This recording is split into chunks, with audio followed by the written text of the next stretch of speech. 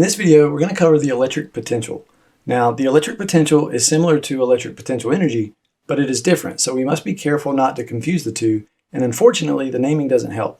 Remember that we began electrostatics with Coulomb's law for the force between 2 point charges. To explain how one charge exerts a force on another charge at a distance, we defined the electric field. A charge will change or alter the space around it. Then when another charge is placed in that field, it will feel a force. So the electric field value is the force per unit charge at some point in space. We want to do something similar to electric potential energy. We say a charge creates an electric potential by changing the space around it. Then when another charge is placed in this electric potential, the system gains potential energy. The value of electric potential will give the electric potential energy per unit charge at that point in space. So the definition is very similar to the electric field, but now we are working with scalars. So electric potential and electric potential energy should be easier to work with than electric force and electric field, which are vector quantities. I'll rearrange the definition of electric potential and solve for the potential energy. This gives the electric potential energy when a charge Q prime is placed in the electric potential V. We measure electric potential in volts, where 1 volt is equal to 1 joule per coulomb. Notice here we have two capital V's. As a unit, capital V stands for volts, and in an equation as a variable, it is electric potential. Electric potential, like electric field, is a property of the source charges that create it. And once we find the electric potential, the potential energy is easy to find. A positive charge will slow down as it moves toward a higher electric potential. This is because the positive charge will be gaining potential energy, so its kinetic energy and thus its speed will decrease. This means a positive charge will increase in speed as it moves from high to low potential. Here the potential energy is being converted into kinetic energy, and negative charges will behave in the exact opposite way of positive charges. When electric potential is changing or has different values at 2 points in space, we call this potential difference the voltage. We'll write the voltage as delta V and find this difference by subtracting the potential at 2 points. Notice that based on how we said positive and negative charges would move, if the electric potential has the same value and there is no difference, the charge will not change its motion. If the charge isn't moving, it will remain still, and if it is moving, it will maintain the same velocity. This means the potential difference, or voltage, is what matters in accelerating charges, not the specific potential value itself. Let's look at the electric potential of a capacitor. We have found the electric potential energy of a charge inside a parallel plate capacitor is equal to the magnitude of the charge times the electric field strength times the distance it is from the plate where the energy is 0. We can write our definition of electric potential and plug in this potential energy. Doing this, we find the potential of the capacitor is equal to the field strength times the distance. Notice that the potential is linear. So in this case, moving twice as far from the negative plate, the potential would be twice as strong. If we want to find the voltage across the entire capacitor, the potential difference between the plates would just be the field strength times the total plate separation D. Rearranging, we can find the electric field of the capacitor using the voltage and plate separation. This also means that the electric field strength can be measured in volts per meter. And in fact, 1 Newton per Coulomb is equal to 1 volt per meter. The electric field strength inside a capacitor is uniform, so the value of potential only changes with distance from the plates. This means we can draw lines parallel to the plates, where the potential has the same value. In reality, a capacitor is made of 2 plates with some area, so the lines where the potential is equal are actually surfaces that are parallel to the plates. We call these imaginary surfaces equipotential surfaces.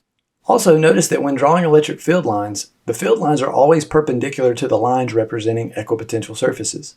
Let's see if this makes sense. Field lines tell you the direction a positive charge would feel a force and accelerate. We also said that positive charges move to where potential is lower. So far, this agrees with our picture, and if the charges only want to move when the potential is changing, then there should never be a force pushing a charge in a direction where the potential is the same. So the electric field should always be perpendicular to these equipotential surfaces. We can represent this in a few ways, and I'll show one here. We can imagine the positive potential created by a positive source charge as a hill. The further away from the charge, the less the potential, and far enough away the potential should go to 0. A negative charge is more like an inverted hill or a hole, creating a negative potential. But again, the further you move away from the negative charge, the potential also should go to 0. The black lines represent points that are equidistant from the source charges, so the potential has the same value. This makes slices that would be our equipotential surfaces. As you move from one equipotential surface to another, the potential changes.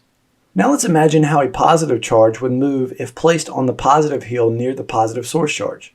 It would roll down the heel in a direction of lower potential. This would also be the direction of the electric field from the positive charge to the negative charge. This means the electric field points in the direction of decreasing potential. We can also imagine what a negative charge would do. It would move in the opposite direction toward the higher potential or in the opposite direction of the electric field. Now let's find a formula for the potential of a point charge. We know the electric potential energy of 2 point charges. Plugging this into our definition of potential, we find the potential of our source point charge some distance r away. Since this electric potential energy was defined to be 0 when charges are infinitely far away, this equation for potential will also assume that the potential is 0 infinitely far away from the source charge. Like electric field, if we want to find the electric potential value at some point in space due to many point charges, we simply need to find the potential due to each charge and add them up. Again, we just need to be careful to use the correct distance away for each charge. Now I would like to put what we've said about the motion of charges into 3 concise statements that you can use to remember how charges move. Then we can see that our equations will always agree with these statements. Positive charges accelerate or move toward lower potential. Negative charges accelerate or move toward higher potential. And all charges, both positive and negative, will move in such a way to lower their potential energy. If you remember these, you'll be able to know exactly how the charges should move in a physical situation. Let's take a few examples and talk through it. We'll take a positive source charge on the left, and I'll place 2 white dots to represent different points in space. One point is further away and will therefore have a lower potential value. Now we can ask, which direction would a positive charge move? A positive charge would move away from the positive source charge, and this is in the direction of lower potential. The electric field from the source charge would also point outward in all directions. So the electric field points in the direction of decreasing potential. The potential energy is just the test charge times the potential value. So it will decrease from a high positive value to a lower positive value. Now let's look at a negative test charge. The potential remains the same because it only depends on the source charge creating it. A negative charge would be pulled toward the positive source charge, so it moves from low potential to higher potential in the opposite direction of the electric field. The potential energy in this case will be negative because of the negative sign of the charge. But since the charge moves to a higher potential, the potential energy will decrease to a larger, more negative number. This is worth playing with some numbers to make sure you follow the signs. All charges move to lower their potential energy, so in the case of this negative charge, it did this by going from a negative potential energy to a more negative potential energy. The number increased in size, but the negative sign means the number is actually less than it was before, so our third statement still holds. We can now quickly do the same exercise with a negative source charge. The potential as you move away from the negative source increases because there is a large negative number very close to the source charge, but it increases towards 0 as you move away from the source charge. So the potential increases away from the source charge by getting less negative. Now we place a positive charge in this potential. It will move toward the negative charge, which is in the direction of lower potential, and in the direction of the electric field produced by the negative source charge. And again, the electric field points toward the negative charge, which in this case is in the direction of decreasing or more negative potential. The positive charge is placed in a negative potential. So again, the potential energy is negative. And as it gets closer, the potential gets more negative. So the potential energy also gets more negative or decreases. Finally, if we place a negative test charge in the negative potential of the source charge, it will be repelled in the direction of higher potential, opposite of the direction of the electric field. In this case, the 2 negative signs will cancel, giving a positive potential energy. But the potential will go to 0 as you move further away, meaning the potential energy will also decrease. So here we have exhausted all of the possible cases, and we saw that these statements always hold. Remember these to guide you when solving problems and thinking through physical scenarios with charges, and the math will or should follow these statements.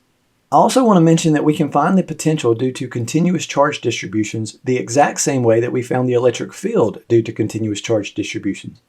I won't show these, but they can be found by integrating. Just now we need to use our equation for the potential of a point charge rather than the electric field of a point charge.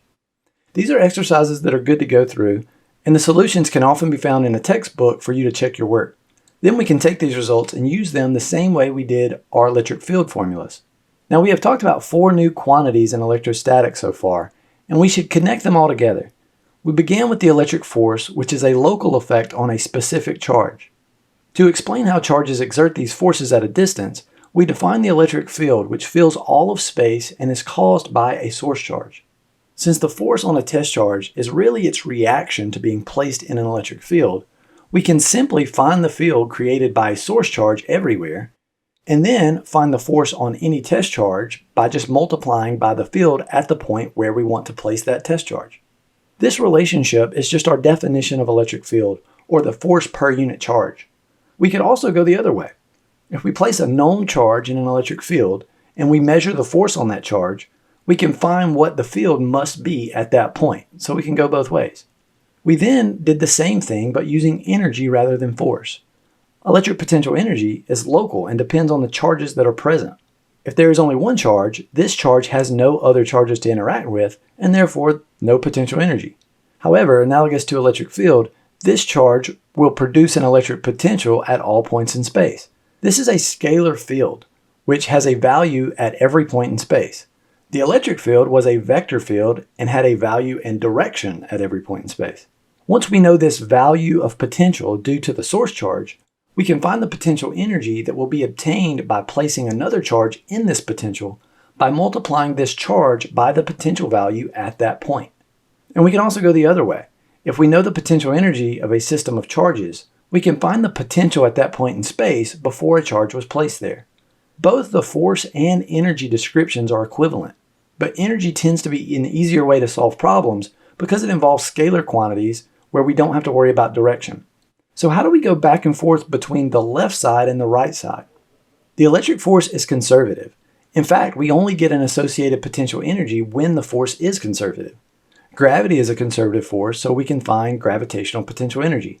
But friction is non-conservative, so there is no such thing as frictional potential energy. Potential energy depends on the position or configuration of the system, and the force does work to place the system in that configuration. So we can find the change in potential energy by finding the work done by this force from the initial configuration to the final configuration of the system. This was all covered when we defined work and looked at the work-energy theorem, and then ultimately defined potential energy in Physics 1. Now, if we take this and divide everything by Q prime, or the test charge, the change in potential energy becomes the change in potential, and the force becomes the electric field.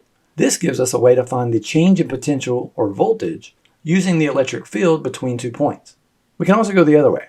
So to get potential from the electric field, we can integrate, but to find the field from the electric potential, we can take the spatial derivative of that potential. Derivatives tell us how things are changing, and in this case, the field tells us how the potential is changing, or vice versa. The way the potential is changing tells us the field. So what about this minus sign? Well, this says the field is not only equal to the change in potential at some point, but it is how the potential is decreasing at that point. We already know the electric field points in the direction of decreasing potential, and this is how we write that relationship mathematically. Now we have all of the relationships between force, field, potential, and potential energy.